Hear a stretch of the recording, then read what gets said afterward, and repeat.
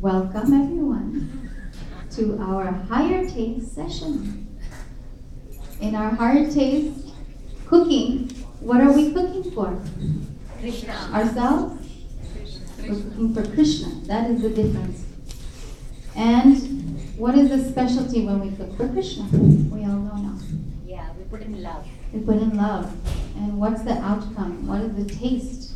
It becomes perfect and surcharged with some extra ingredient that we can't buy at the store, right? So this is the speciality of these Higher Taste sessions, and these sessions are held regularly here at the temple. So, and they're all specialty items that are actually very beneficial and healthy for everyone. So we have all fresh and whole ingredients, and we'll use these today to create a wonderful dish that is fresh mozzarella cheese and pita pizzas. So we'll have the complete meal today, and it's extremely easy. So I'll go over the ingredients today. So I have this fresh whole milk from our farm. So this is non-pasteurized and non-homogenized. This mozzarella cheese won't work unless you have that. So you can't buy it from the store unless, I think at PCC Yes. or at Whole Foods they'll have non-homogenized and non-pasteurized. So the Not symptom, non-pasteurized. no, No, they can't sell it. They sell raw milk. they don't sell raw. They sell pasteurized but non-homogenized. Okay. Pasteurized but not. Okay, so you'll have to get them from the farm unless you can find a source for raw milk. So the way you tell that it's non-homogenized, does anybody know? What's that? There's a layer of fat. Yes, the cream is on top. That layer is there. And pasteurizing means that they heat the milk to above 160 degrees, and that kills all the good and bad bacteria. But it actually kills all the nutrients. So it's really useless to get milk that is pasteurized, because then they add in, like they say vitamin D milk. So it's just like salt. I don't know if you've heard Harivilas Prabhu talk about iodized salt. Iodized salt, they take out all the natural minerals and then they add back the iodine, which is actually useless because that's not found naturally that way. So the same with milk.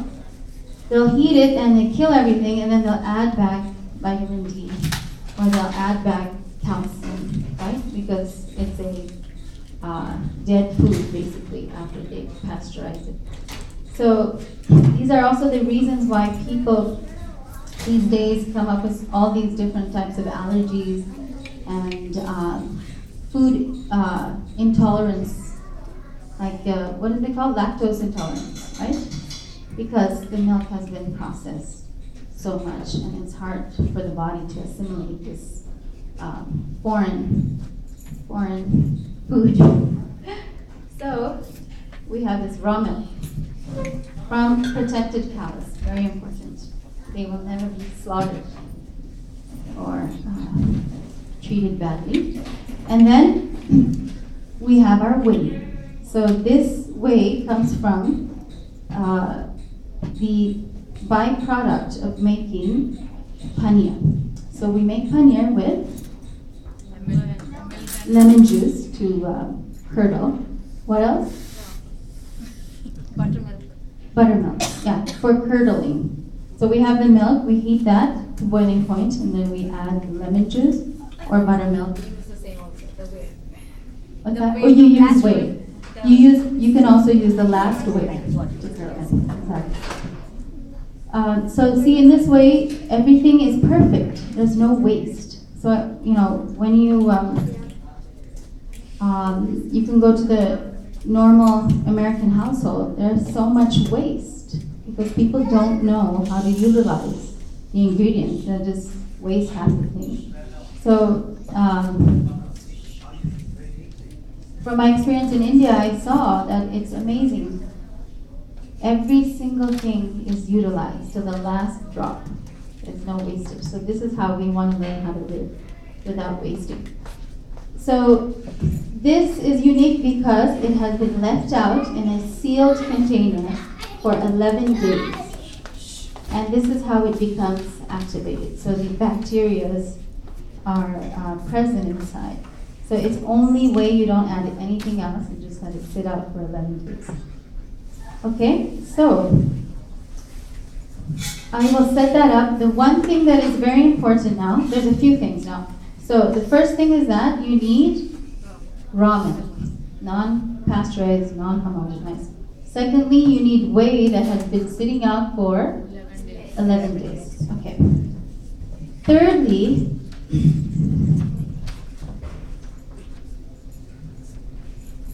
you need to heat the milk below boiling point.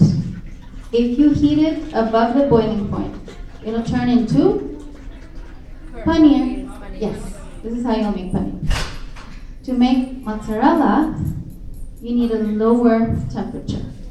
So what I'm going to do is, I'm going to start with a half gallon, just so that we don't spoil it. Because if you overheat it, it's done.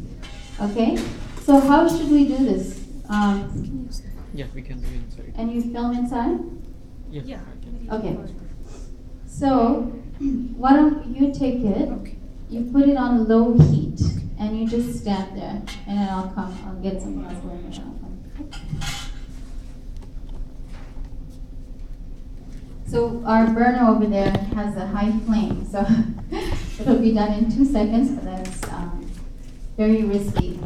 And the best way to measure the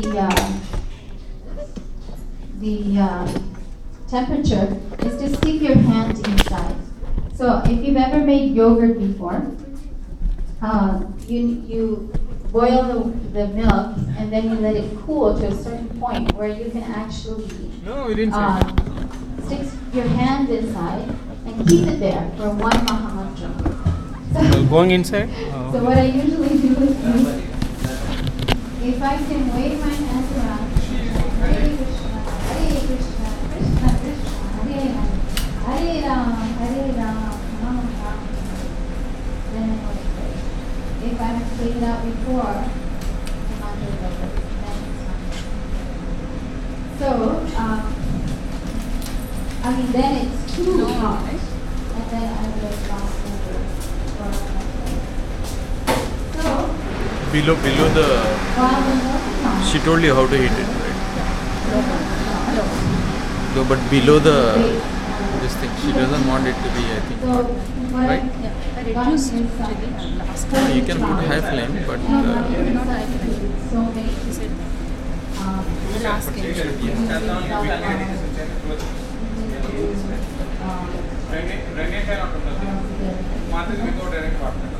any kind of quinoa. Of course, when you're using the what's it called? Gluten-free flour, you want to combine them. You know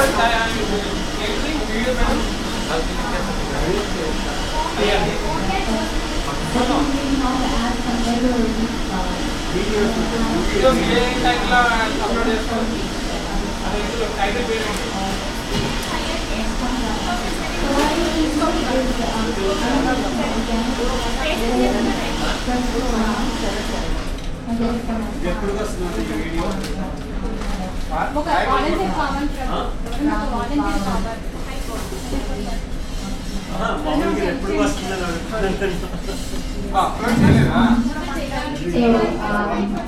And then I add maybe some flax meal, or I add coconut flour. What else have we added? I just throw in whatever is available. I've even added ground poppy seeds. You can add ground sesame, whatever's around. Oats, yeah. Okay, and then add a little bit of some wonderful mineral-rich salt. And I brought out these sweet potatoes because you can also add that in the dough. So it helps to bind and it gives it a nice flavor and more nutrients. So then the specialty for making nice soft pita chapatis is getting hot water, boiling hot water. That helps to bind it. So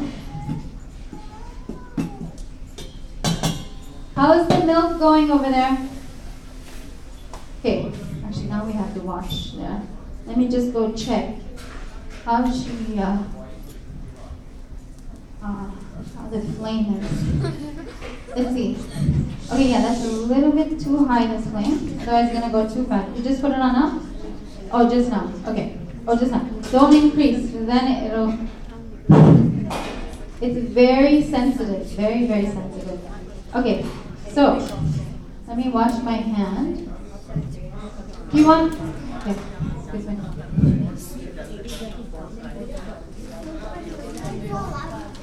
Okay, so I am, okay, good. Yeah, I'm testing it now. It's still cool. So we don't want to take any chance with this mozzarella. You don't want to put it on the stove and walk away. You want to be fully attentive because in 2 seconds you can do it. Okay, so we have our boiling water. Yes. So sweet potato, do we need to boil? Yes, you need to boil it and add it in. And if you want, you put the peel, but you'll have to make sure it, or you can blend it. Okay, so I have this dough going. And I'll add some more. So you want to nicely knead it. This water is hot. You can add even more hot. It can be boiling and then you can mix it with a wooden spoon. Okay.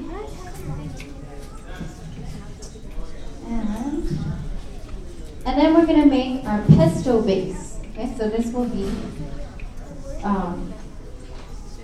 the pita pizza flavoring. It'll be a pesto instead of tomato sauce. So this is a real gourmet item. And then also with the pesto, once you know this base, you can throw in anything you have from the garden, add some extra special flavor.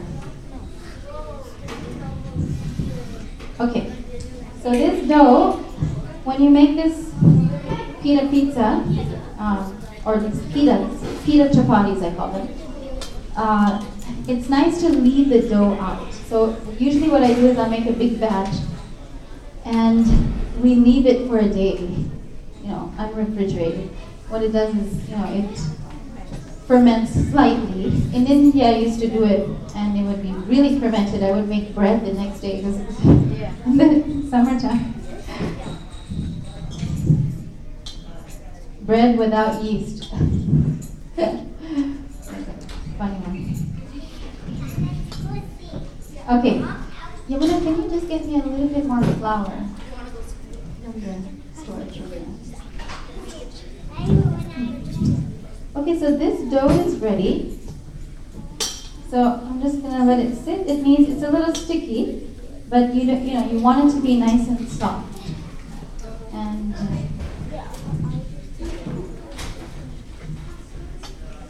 you want to knead it nice enough. And then what we're gonna do, keep this. Let's see. Yeah, just keep it going. What we're going to do is we're going to use our hands to roll instead of a rolling pin. So we'll just use our hands to shape it.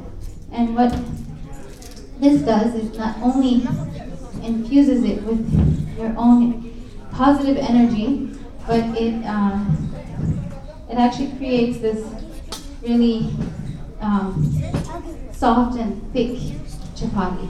That's why I call them pita chapatis. Okay, so see that it's nice and soft. Everybody knows how to do this, right? Apply pressure, release pressure, apply pressure, release pressure, and then have the crack be in the middle. So no cracks on the outside. And we'll have it look like a spaceship. Flying saucer. So you have a soft thing here, and you add your flour,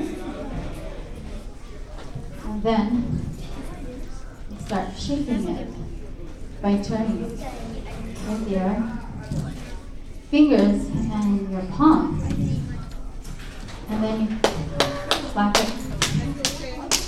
No rollers, only hands. Very simple cooking today. Tandoori roti? Okay. So this one I made a little big. Usually I make them a little smaller, but it's okay. Okay, we need to check on the milk. Oh my God. Okay, so this is ready. It's a little thick actually. So if you want, you can, if you have clean hands, come and touch the texture.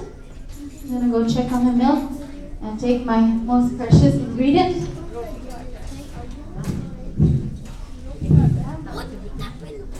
Okay. Okay. Wait, take it away from the flame.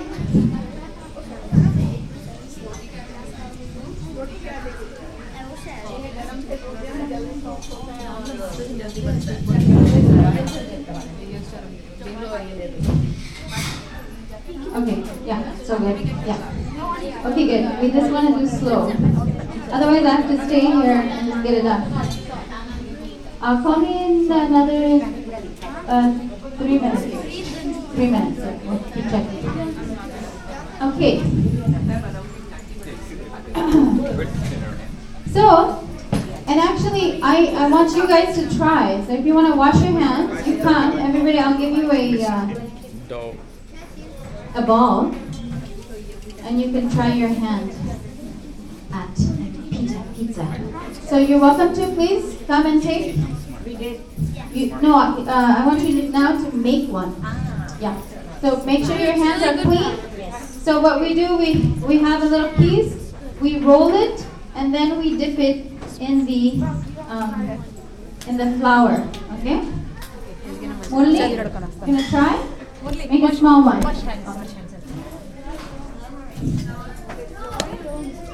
Yes, perfect. This should be more in the middle. More in the middle. So your hands clean, right? Yeah. So remember, you're applying pressure. This looks really good. Yeah. Look at, see, perfect. The perfect whirl. The whirl is in the middle. Can we see that? Yeah, we can see that right there. There's no cracks on the outside. The whirl is in the middle here. So after you get this, you dip it in. So you mash it a little, yeah, and then you dip it in the flour, and then you start. Yes, perfect. Yeah. Okay, and then you guys make your chapatis there. I'm going to start cooking them. And these cook on a low flame. I know everybody's used to cooking rotis on a really high flame, getting it done in 5 seconds. But these take a little time to cook nicely, otherwise they won't puff. This is just you put in your shakti in it and your love, and it's like a pita bread. Yeah, you keep going, keep going, keep going. Yeah, so use the palm, see, and your fingers to press, and then I need to hear the sound. Okay? Yes. Actually, I have a really nice story to share. I was making these for His Holiness Raghunath Swami, and then so I was cooking them on cow dung incense. I mean, on cow dung. Sorry. And what was happening is that, so I was doing exactly that. And So he came outside and said, "Oh, I'm attracted to the sound of this music you're making."